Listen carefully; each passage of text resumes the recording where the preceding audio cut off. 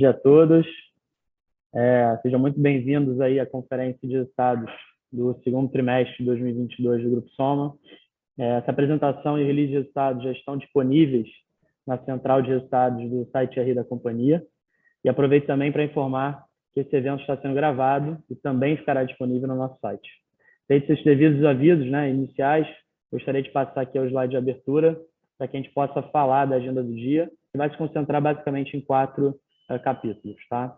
Para iniciar, nosso CEO, Roberto Jataía, irá contextualizar os principais destaques do trimestre da companhia. Posteriormente, eu apresentarei em 3 etapas os resultados financeiros do grupo, segregando entre o Grupo Soma ex-Hering, a Hering individualmente e o consolidado da companhia, após a união das duas empresas.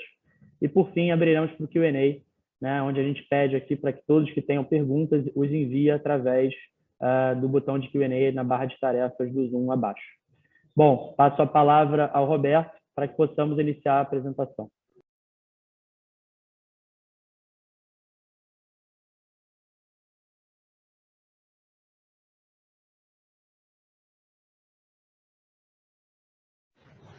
Bom dia a todos. Falando dos resultados do Grupo Soma do segundo trimestre de 2022, queria destacar primeiramente que esse trimestre foi marcado mais uma vez por um forte crescimento em relação ao mesmo período do ano passado, onde todas as nossas marcas do portfólio superaram muito as previsões de venda que tínhamos feito no início do ano, em especial no canal de varejo e também no atacado. A empresa tem demonstrado aí uma agilidade muito grande para repor dentro da própria coleção produtos de alto giro para suportar todo esse crescimento, esse aumento de demanda que não foi previsto no ciclo orçamentário, e a gente tem tido bastante sucesso em relação a isso. Acho que um outro ponto importante que eu queria colocar é que foi repassado integralmente a inflação de custos que a gente sofreu sem nenhuma sensibilidade por parte dos consumidores, a margem da empresa está completamente preservada. Outro ponto, buscando identificar um pouco a origem desse crescimento, em taxas tão altas, do quanto isso vem de ganho de market share e o quanto pode ser um movimento transitório de pico de consumo. A gente fica cada vez mais confortável quando a gente olha indicadores como base ativa de cliente crescendo bastante, semi-client sale também crescendo bem. A gente percebe que realmente os nossos resultados nos últimos trimestres vêm de ganho de market share, que já era, obviamente, uma tese do IPO. Esses dados, sobre a nossa ótica, afastam essa possibilidade que a gente tinha algum temor de uma desaceleração abrupta que poderia ser bastante prejudicial à operação, dado que o crescimento parece vir muito mais pelo ganho de market share do que um pico pontual de consumo. Os canais de destaque desse segundo trimestre foram o varejo físico e o atacado, e o digital ficando relativamente flat em relação ao ano anterior. Dito isso, a gente atingiu uma receita bruta de 1,4 bilhões, um crescimento de 42% sobre o segundo trimestre de 2021. A base ativa atingiu 5,2 milhões de CPFs, crescendo 23% sobre 2021, um same-store sale de 35%, um EBITDA crescendo 91% e um lucro líquido crescendo 114%. E aqui a gente vê nitidamente a alavancagem operacional da companhia, quando a gente cresce 42% na receita bruta e o lucro líquido cresce 114%. Próximo. Aqui a gente começa a falar um pouco do Grupo Soma ex-Hering, que atinge uma receita bruta de 819 milhões, com crescimento de 45%. Próximo. Quebrando por canal, o varejo físico mais o digital entrega uma receita bruta de 571 milhões de reais, com 40% de crescimento sobre o segundo trimestre de 2021, um same-store sale combinado no físico mais digital de 27%, e um same-store sale físico, somente no varejo físico, de 47%, deixando claro que foi o grande protagonista e o canal protagonista do trimestre. Olhando o atacado, a receita bruta atinge 245 milhões, a gente tem um crescimento de 56% versus o segundo trimestre de 2021, o semi-client sale cresce 34% versus 21. A gente atinge aí 4.200 multimarcas ativas e 12%, crescendo 12% sobre o segundo trimestre de 2021. Próximo. Falando um pouco de Hering, a Hering atinge uma receita bruta de 558 milhões de reais, com crescimento de 38%. sobre o segundo trimestre de 21. E aí a gente vai falar um pouquinho nas nossas principais frentes de trabalho em Hering nesse momento. A gente está a reorganização da matriz de sourcing da operação para suportar o crescimento que vem nos próximos anos, aí, com uma margem bruta mais saudável. A gente está trabalhando forte na diminuição da ruptura de estoques, em especial nos itens contínuos, a diminuição de atraso médio de entrega, ajuste de pirâmide de produto para eliminação da cauda longa e, consequente, melhora, né, do giro ao preço cheio e na melhora dos algoritmos de recomendação de compras. Tais iniciativas, né, têm sido aí determinantes para a melhora dos resultados da operação. Na agenda da marca, vamos receber pela primeira vez uma coleção feita pelo novo núcleo de estilo feminino que entrou na companhia. Essa entrada já se mostrou bastante, ela vai entrar no final do ano, no alto verão, ela já se mostrou bastante acertada e foi destaque do showroom de alto verão, onde novamente tivemos vendas bem superiores ao ano de 2021. A gente pretende terminar esse ano com 25 mega stores, um total de 100 previstas até 2025. Esse formato de loja entrega a melhor experiência para o consumidor, apresenta de uma forma mais adequada as nossas coleções e comporta, todas as linhas de produto novas que estão entrando, como Intimates, Hering Sport, inclusive a Hering Sport teve também um resultado bastante interessante aí no showroom, que é a nova linha Pleasure da Hering. Então, logo a gente encerre, esse ciclo de estabilização da operação, que é que a gente fala um pouco de nível de serviço, margem, etc. A gente estará voltando para a agenda de expansão de multimarcas e abertura de novas franquias em vários formatos, só que dessa vez, obviamente, preparado para entregar um nível de serviço bem melhor do que o histórico que vem sendo entregue. Temos outras várias iniciativas também de aumento de margem bruta, como o aumento de share de B2C, com o modelo fiscal do Soma, de operação de loja própria, que melhora muito a rentabilidade, e um trabalho minucioso de pricing, e principalmente uma matriz de sourcing mais adequada. Próximo. Dito isso, o sellout atinge R$535 milhões, com 47% de crescimento sobre o segundo trimestre de 21. O same-store sale atinge 44% sobre 21. E a gente vem trabalhando muito forte o canal digital, que era um canal de descontos dentro da Hering. A gente vem trabalhando muito mais a questão da margem, que cresce já 3,1 pontos percentuais, do que propriamente top line. Próximo slide, por favor. Bom, falando um pouco de sell-in, a receita bruta atinge 378 milhões, um crescimento de 36% versus o segundo trimestre de 21, e um same-client sales de 41%, que nos deixa super feliz que a gente está ganhando share dentro das próprias multimarcas que a gente já opera. Próximo slide. Passando para a marca Farm, a gente atinge aí uma receita de 264 milhões de reais no período do segundo trimestre de 22, um crescimento de 31% sobre o mesmo período do ano passado. Se a gente compara essa receita com 2019 e a Farm dobrou de tamanho, e a gente exclui o ano de 2020, o ano da pandemia, em 2 anos a Farm dobrou de tamanho no mercado nacional. O varejo físico da Farm entrega 51% de same-store sale e o atacado 44%. Sob a nossa ótica, a Farm tem muito potencial de crescimento em loja física, assim como no canal de multimarcas. Em loja física, a gente ainda enxerga um potencial interessante de abertura de pelo menos 40 lojas nos próximos 3 anos. A marca que é considerada hoje a marca mais desejada do Brasil ainda tem uma vantagem de ter um preço médio que nos permite ser ainda mais capilar, não só no varejo, mas no canal de atacado. Quando a gente pensa um pouco em trazer um pouco de expertise de multimarca da Hering, o modelo de negócio de atacado da Hering é bem mais eficiente quando a gente fala em cidades pequenas, tem uma capacidade bem superior de penetração em cidades menores, do que o nosso modelo, que usa atualmente escritórios de representação. E a gente tem uma grande possibilidade de entrar em multimarcas da Hering, onde a nossa rede de representantes não alcança. Próximo slide, por favor. Falando um pouco de Animale, a Animale começa a colher os frutos de todos os investimentos feitos no passado no seu rebranding. Recorrentemente, estamos entregando same-store sale bastante consistente, trimestre a trimestre, assim como same-client sale no canal de atacado. E a marca, sob a nossa ótica, volta a entrar no ciclo virtuoso. A operação atinge aí 165 milhões de receita, crescendo 30% sobre o segundo trimestre de 2021. A base ativa aumenta 28% e o same-store sale atinge a casa de 31% sobre 2021. Próximo slide. Falando um pouco da Global, a operação vai muito bem, né? Mais uma vez crescendo em triplo dígito, se indexado em dólar.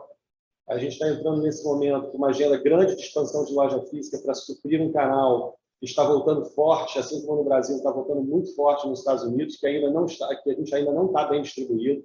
A gente abriu agora a loja de Venice Street e foi um sucesso de vendas, né? Ela já no primeiro mês bateu a receita do Sorro, né? E a gente vai fazer aí um esforço muito grande para abrir nos próximos meses bastante lojas físicas, dado esse ajuste, né? Esse movimento de migração do digital para o varejo físico.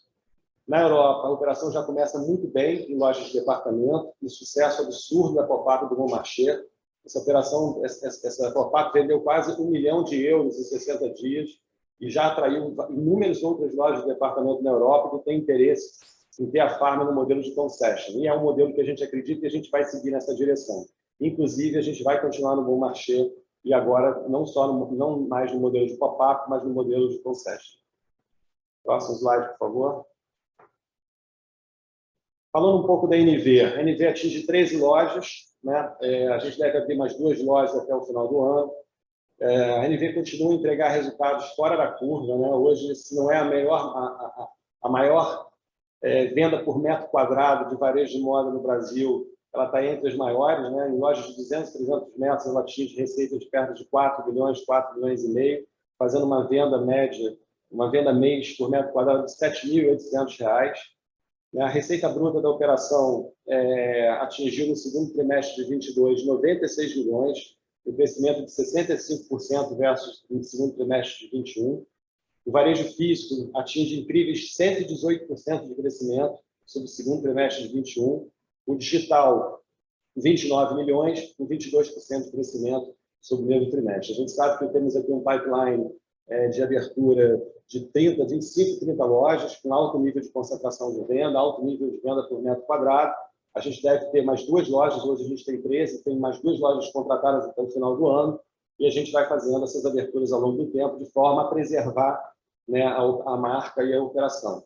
A gente nem entrou no canal de multimarca ainda, como a gente vem falando nos últimos calls, né, que é um play que vai acontecer num segundo momento. Próximo slide. Falando um pouco da Cris Barros, finalmente a Cris Barros recebe seus estoques, né, nivela seus estoques nos patamares ideais e rapidamente ela aqui entrega e reage, né, à receita, né, entregando uma receita de 30 milhões no trimestre, né, com crescimento de 64% sobre o segundo trimestre de 21, e um same-store sale de 54%. Próximo. Falando da Maria Filó está passando aí por uma transição nas áreas criativas, a gente chegou à conclusão que era o momento da gente fazer esse movimento. Tem um time novo que chegou na operação, bastante sênior, e estamos confiantes aí nessa nova equipe para retomar os planos de crescimento da operação.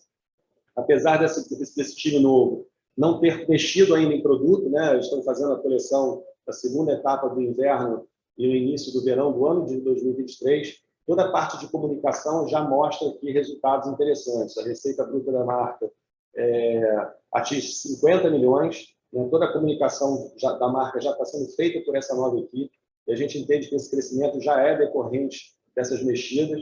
A operação, então, atinge 50 milhões de receita bruta, com crescimento de 32% sobre o segundo trimestre de 21 e um same-store sale de 42%.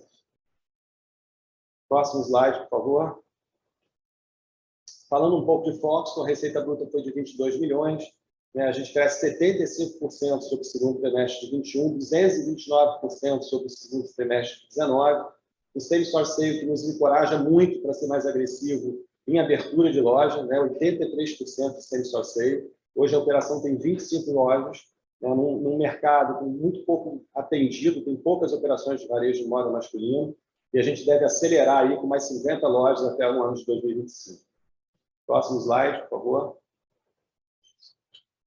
Por último, falando aqui da Fábula, né, que continua com play de pop-ups, né, fazendo aquisições de clientes em custos muito baixos, depois capturando no canal digital.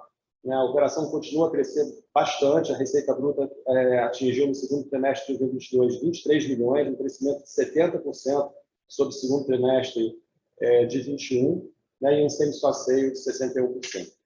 Eu termino aqui a minha apresentação, passo a palavra para o Gabriel, para que ele passe pelos resultados financeiros. Obrigado.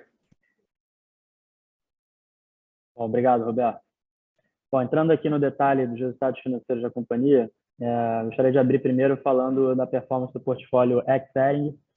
Então, como highlight inicial, acho que mais uma vez tivemos um trimestre de forte crescimento, né? Uma entrega de resultados significativos, já confirmando a mesma tendência que a gente vinha apresentando nos últimos trimestres, né? Eu acho que a gente atingiu no segundo trimestre um faturamento bruto de 818,6 milhões de reais, né? O que representou aí um crescimento de 45% sobre a receita do segundo TRI de 2021, e um same-store sales muito forte de 47% sobre esse mesmo período.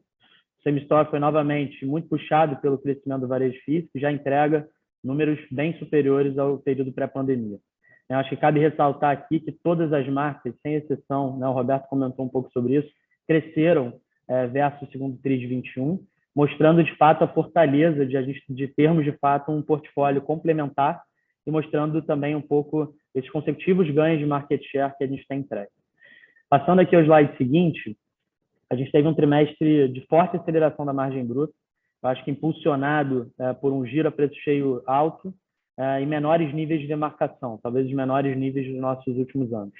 O lucro bruto do trimestre ele foi de 510,5 milhões de reais, crescendo 45% e bem em linha com a nossa receita bruta.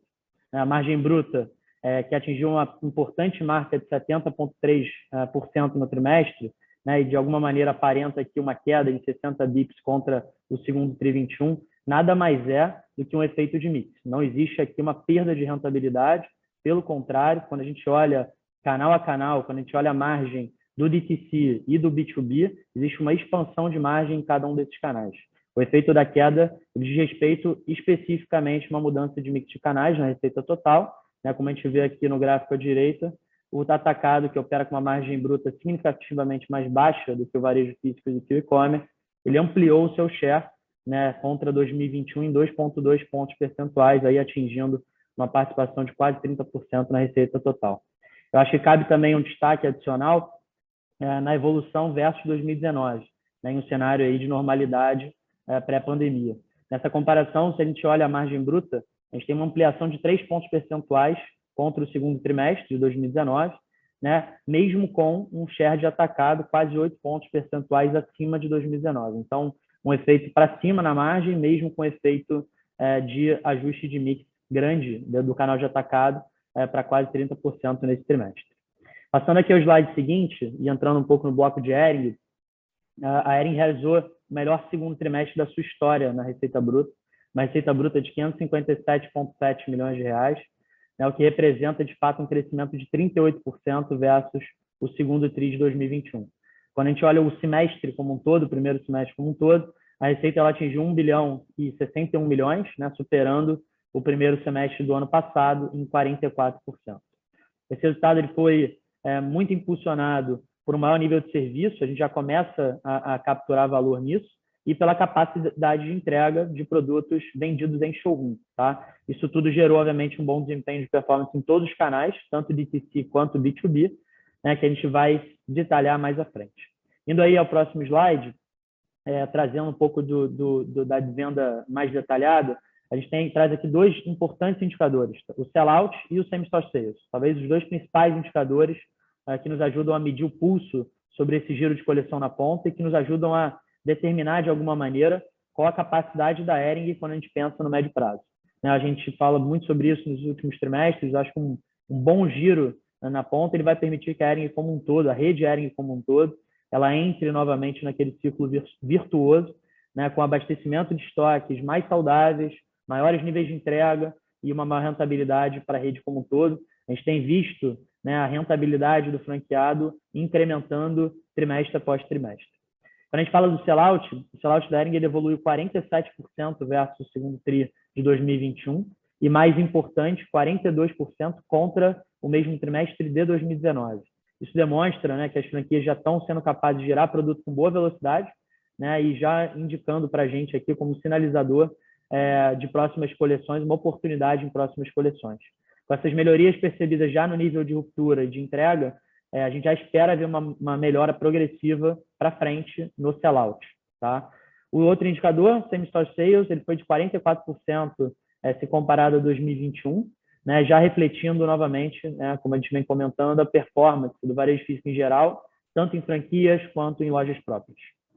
Passando aí ao próximo slide, e aí entrando talvez no ponto mais estratégico para a Hering nesse momento, no segundo trimestre a Hering atingiu um lucro bruto expressivo de 204,2 milhões de reais, uma margem que já começa a mostrar claros sinais de recuperação. A gente entregou uma margem no TRI, né, de 42,6%, um ganho de 30 bips contra 21, né, e em patamares já muito mais próximos a 2019 do que aqueles que a gente vinha apresentando nos últimos trimestres. A gente recupera o segundo semestre de 2021 e o próprio primeiro TRI 22, a gente tinha um gap maior contra 2019 e esse gap vem sendo fechado e a gente está muito próximo já de níveis de 2019 hoje. Quando a gente olha, né, e a gente ampliou, obviamente, o nível de compra de produto acabado, visando privilegiar os bons níveis de entrega no sell-in, né, e já capturando, obviamente, menores níveis de ruptura no sell-out. O foco do segundo trimestre em especial, ele foi muito grande na categoria de itens perenes, aqui onde a gente olha uma queda grande na ruptura. Se a gente olha para indicadores de performance, pegando ali a foto de dezembro 21, a gente teve uma ruptura média em itens perenes de 23%. Essa ruptura no TRI já chega a 5%. Então, a gente vem trabalhando muito forte. O trabalho dessa melhoria do nível de serviço ele está só começando e os indicadores já começam a mostrar que a gente tem uma avenida importante de captura pela frente. Ao longo do tempo, com todos esses efeitos de melhoria de capacidade produtiva, tanto interna quanto externa, né, e uma maior pontualidade de entrega, a gente vai ver uma recomposição gradual da margem bruta. Já pensando em terceiro e quarto TRI, nossa expectativa é que esses níveis já estejam bem mais estáveis, em linha com 2019. Tá? Acho que cabe ressaltar, né, acho que um ponto importante é que o olhar da margem no curto prazo, quando a gente pensa no médio e longo prazo, o diferencial não vai vir efetivamente dessas ações mais operacionais. Ele vai vir muito mais por valor percebido no produto e por todas as alavancas comentadas aqui pelo Roberto, né, passando pelo fortalecimento feminino, todas as alavancas que passam pelo produto, né, e que isso vai destravar naturalmente no longo prazo uma melhoria no giro preço cheio e uma adequação potencial, inclusive, de pricing, tá? Dada a ampliação de valor percebido por parte dos clientes. Para fechar, e aí entrando no último bloco, como a gente comentou aqui de maneira consolidada, todas as marcas, as 12 marcas do nosso portfólio, entregaram crescimento de receita contra o ano passado. Né? Isso é uma performance muito importante. A receita consolidada da companhia atingiu 1.376 bilhões de reais, 42% superior à receita pro forma de 2021, do segundo trimestre de 2021. A gente fechou o semestre com uma receita combinada de 2,55 bilhões de reais, aí um crescimento de 48%. Né? E aí, já entrando no slide seguinte, um ponto também importante, o lucro bruto combinado, a gente entregou 714 milhões, 714,7 milhões de reais no segundo TRI, né, no lucro bruto da companhia combinado, um crescimento de 43% versus um trimestre pro forma, né, e uma expansão combinada de margem de 30 basis points, né, acho que contra o segundo TRI de 2021. Eu acho que um ponto muito importante a ser salientado, a gente já vê um expressivo ganho de margem no combinado do grupo contra 2019, a gente ganha 5 pontos percentuais de margem bruta contra 2019, e esse efeito ele ocorre basicamente por uma mudança de composição de portfólio, né, no portfólio ex-Hering, que tem uma ampliação de proporção dentro do share total da receita, como é o caso de marcas como a NV, Farm Global, que vem entregando forte crescimento aí nesses últimos trimestres. A gente vê que com isso a proporção da Hering no total, né, o que ela tem de proporção na receita acaba não se verificando na margem. Né? A gente vê uma diluição da proporção da Hering na margem, né, o que puxa o combinado da margem bruta do grupo soma combinado para cima. Né? E essa é uma tendência clara quando a gente olha a futuro. Passando ao próximo slide aqui, encaminhando já ao bottom line da companhia, a gente fechou o TRI com o EBITDA ajustado de 210,5 milhões de reais, um crescimento de 91% versus segundo TRI 21. Né? Dado esse bom controle do SG&A percebido, que a gente vem falando muito nos últimos trimestres, e a forte alavancagem operacional da companhia, né? A gente vê um flow-through da receita, né? O same-store sales, ele puxa muito essa alavancagem operacional da companhia, dado o volume de custos fixos que a gente tem, né? E a gente entrega uma margem EBITDA no final do dia de 17,5%, que representa uma variação muito importante de 4 pontos percentuais, 4,5 pontos percentuais versus o mesmo trimestre do ano anterior. Por fim, né, passando aí ao último slide, o Grupo Soma como um todo entregou um lucro líquido ajustado de 130,8 milhões de reais no trimestre, um crescimento de 114% versus o segundo TRI 21. A margem líquida ajustada ela foi de 10,8%, um ganho de 3,6 pontos percentuais na comparação com o ano anterior. E eu acho que é importante destacar mesmo no cenário aqui de diferente estrutura de capital, né, dada a aquisição da Hering, a gente teve uma mudança de caixa líquido para dívida líquida, naturalmente, e, obviamente, toda a questão de expansão de taxa de juros no Brasil, que naturalmente afetou aqui diretamente nossa despesa financeira. Mesmo nesse cenário, a gente entregou um lucro líquido expressivo, com forte crescimento, né, o que aqui nos traz um sinal positivo para o futuro. A gente segue otimista para esse segundo semestre, né, a gente viu um mês de julho de novo forte, e trabalhando duro nas discussões de orçamento e investimento, que vão balizar o nosso crescimento para 2023. Bom, a gente fecha aqui a apresentação e, a partir de agora, a gente abre para o Q&A. Bom? Vou pegar as perguntas. Primeira pergunta vem do Bob Ford. Obrigado, Bob. Bom dia e parabéns pelos resultados.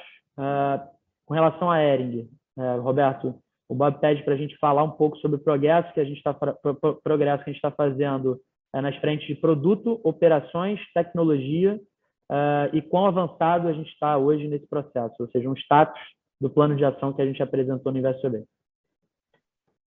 Obrigado, Bob, pela pergunta. Bom, falando um pouco do nível de maturidade de tudo que a gente tem que fazer, está fazendo dentro da Hering, a gente pode estabelecer que a gente está a 40% da parte de eficiência operacional, a gente entregou apenas 40% do potencial que a gente tem. Trabalhando muito na questão de cultura, pulmões de estoque, distribuição,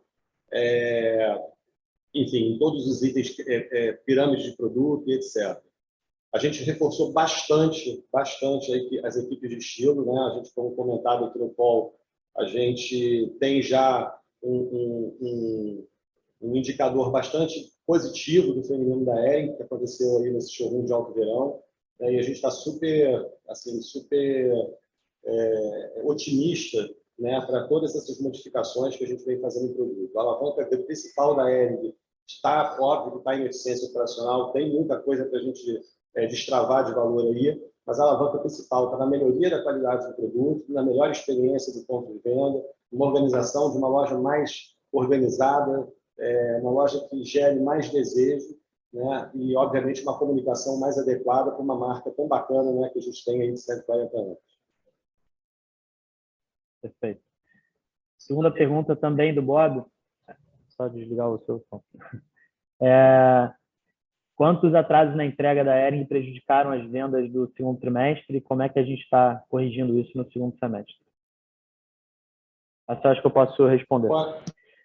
A gente teve um atraso da ordem de 50 milhões do segundo TRI para o terceiro TRI, basicamente concentrado em multimarcas. Desses 50 milhões, aproximadamente 10 a 15 já foram cancelados. A gente vai ter aqui um deslocamento. Isso aqui é um deslocamento temporal, não é exatamente um atraso de entrega. A gente deslocou da segunda quinzena, né, do segundo TRI para a primeira quinzena de julho. Tá? Então, final de junho para julho, um deslocamento aí de dias. E com isso, a gente tem um deslocamento médio de 30 a 35 milhões de reais no faturamento. Isso não vai afetar o segundo semestre, tá? A gente já está, obviamente, corrigindo todo esse atraso médio. Esse atraso médio ele vem caindo, tá, Bob?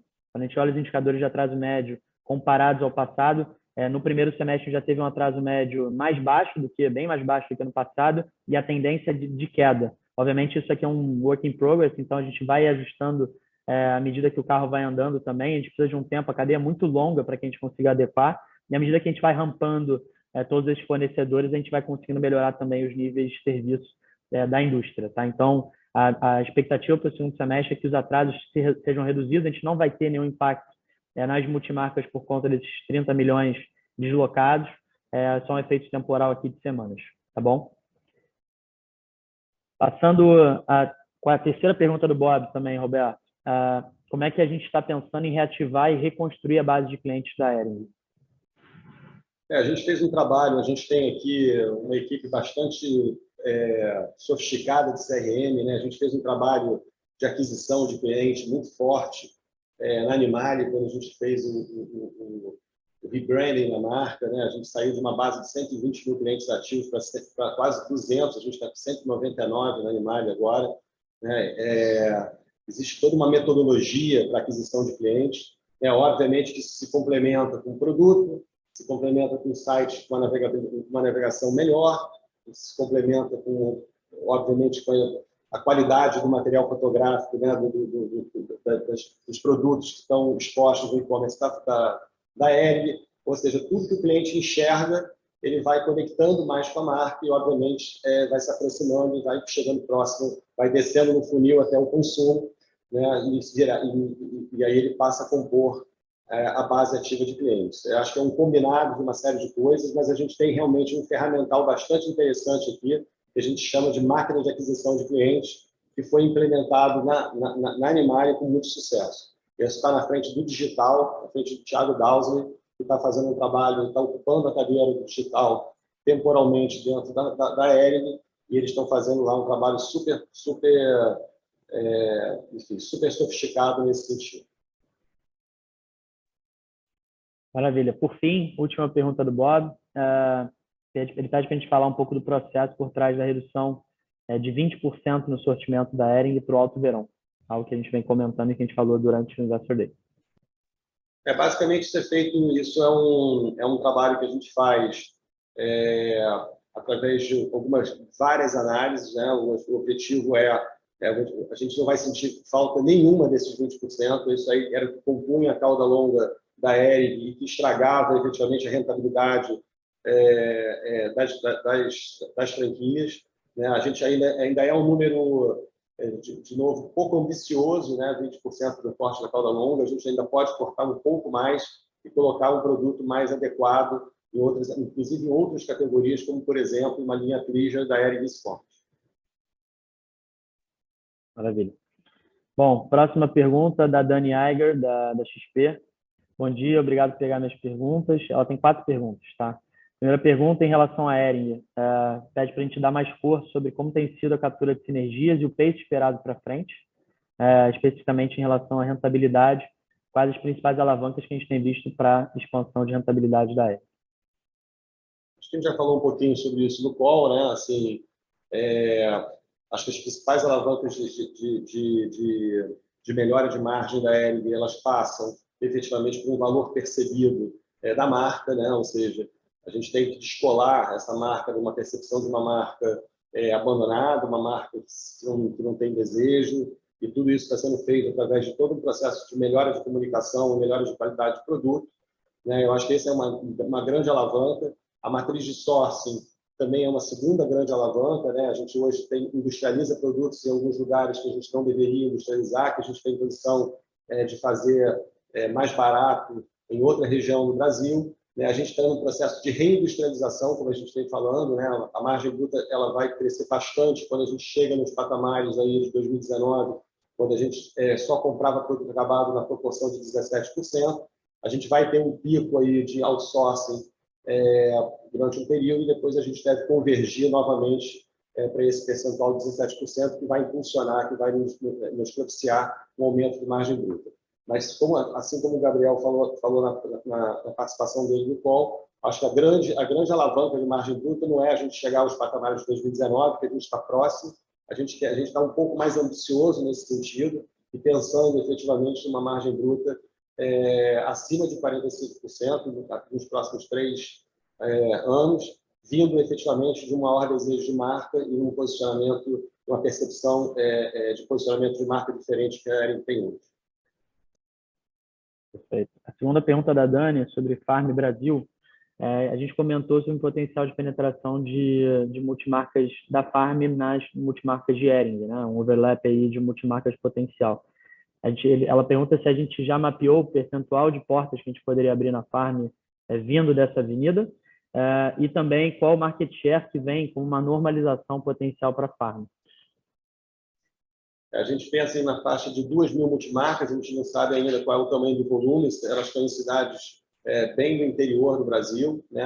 Como a gente falou aqui no call, o modelo de atacado do Grupo Soma é com escritórios de representação, eles não atingem essa pequena multimarca, mas a gente mapeia aí na faixa de 2.000 multimarcas, enfim, e a gente só não conhece os volumes, o potencial dos volumes que essas multimarcas poderiam comprar da Farm. A gente percebe que o preço médio da Farm é nítido que ele tem uma capacidade de maior penetração em cidades pequenas e ainda maior do que ele já tem hoje. A Farm cresce organicamente, né?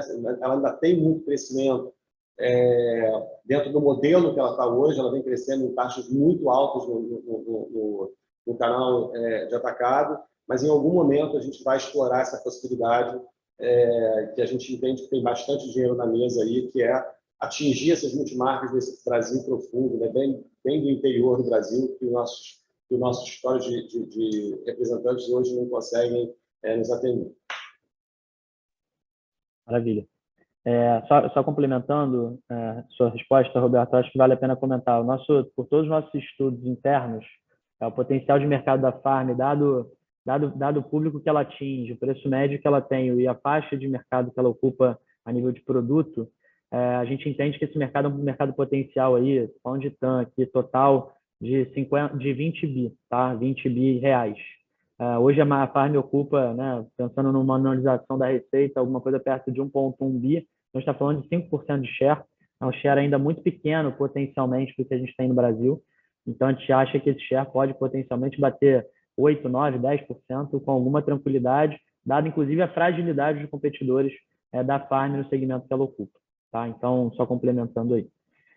A terceira pergunta da Dani, Roberto, de respeito à Farm Global, ela diz o seguinte: vocês comentam um cenário mais cauteloso para o segundo semestre, mas a gente teve um resultado inicial super forte na Europa e também a gente tem outperformando, né, no mercado americano nesse primeiro semestre.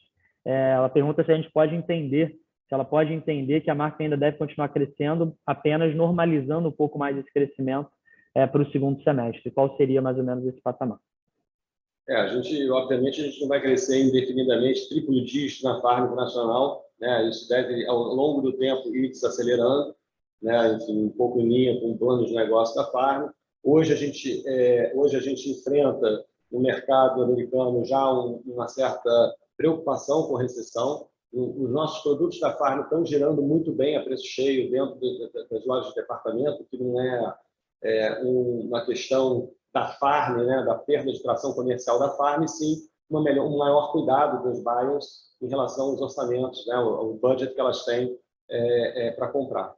No segundo semestre, a gente depende muito, né, de como vai se comportar o canal digital em relação ao físico. Como a gente falou, a gente está mal distribuído, né, a gente não tinha essa percepção desse movimento pendular tão forte da migração do digital para o físico. Isso aí vai depender exatamente como esse ratio entre varejo físico e digital ele vai se estabilizar.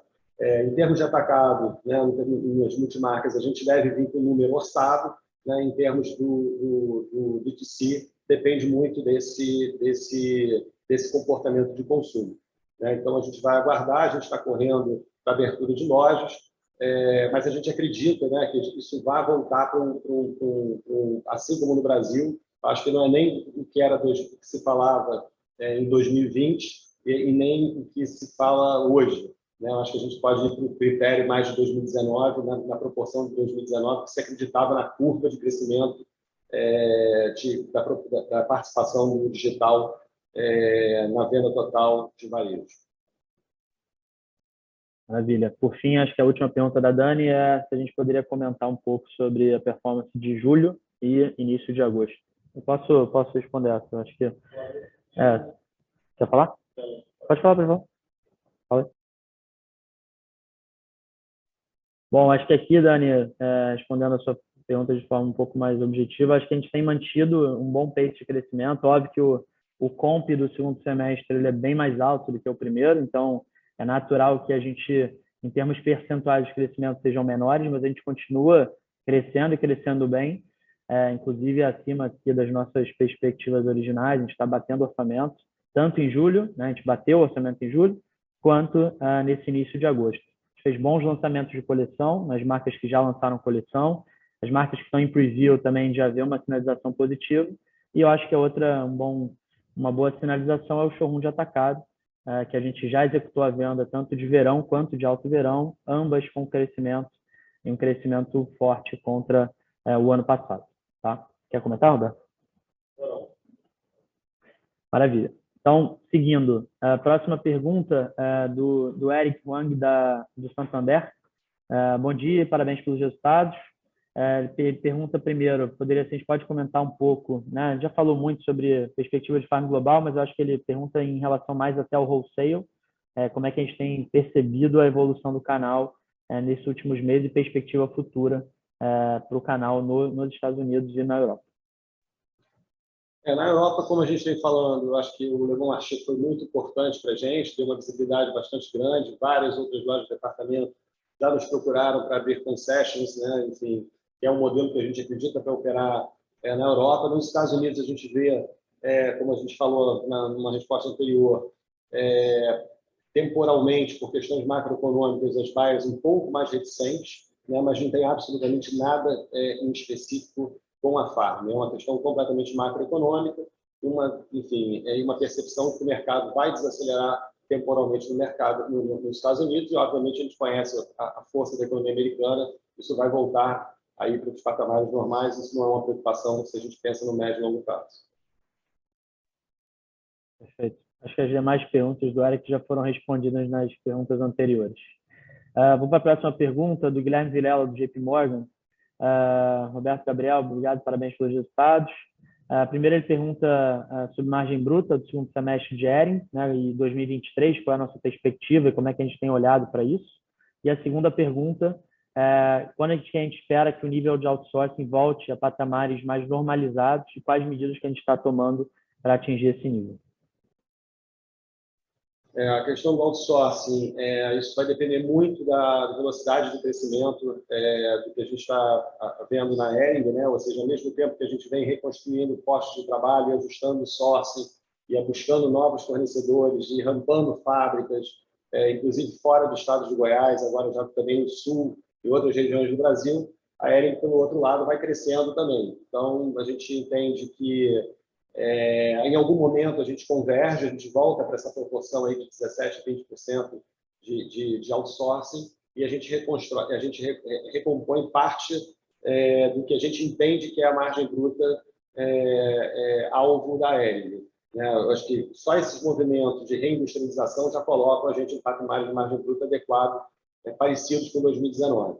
Mas a gente tem, de novo, a gente quer ser um pouco mais ousado em relação à margem bruta, óbvio que se demora um período, como eu já falado no call anterior, já falado numa resposta anterior, mas a gente está bastante otimista nesse sentido.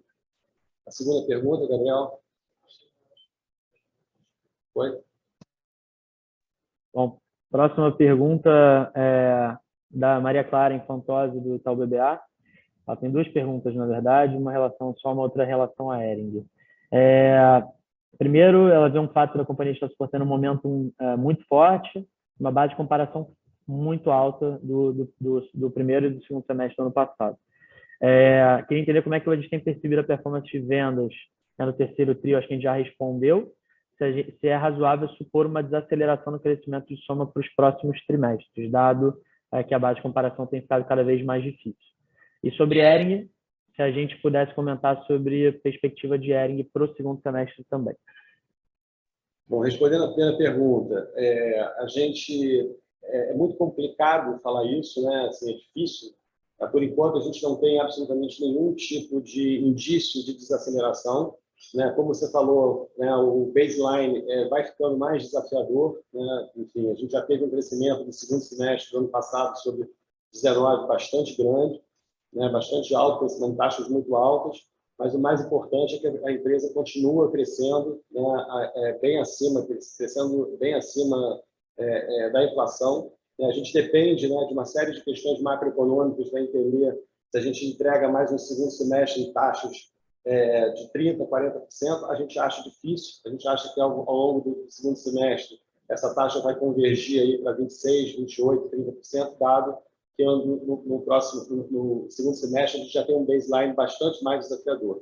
Mas, de qualquer forma, né, a alavancagem operacional com esse crescimento é impressionante, né? Então, a gente, independente da desaceleração do crescimento, enfim, as previsões são muito positivas aí para o segundo semestre, porque, enfim, praticamente a gente tem aí uma visão que o número de 25% a 30% vai ser entregue, né? Pelo menos o que nos indica os showrooms que a gente fez de verão e alto verão. Bom, acho que foi. Obrigado a todos. Vou passar a palavra ao Roberto para que ele possa encerrar o call. Obrigado a todos. Bom, obrigado a todos, muito obrigado. E a gente termina aqui o call de resultado do segundo trimestre do Grupo Soma.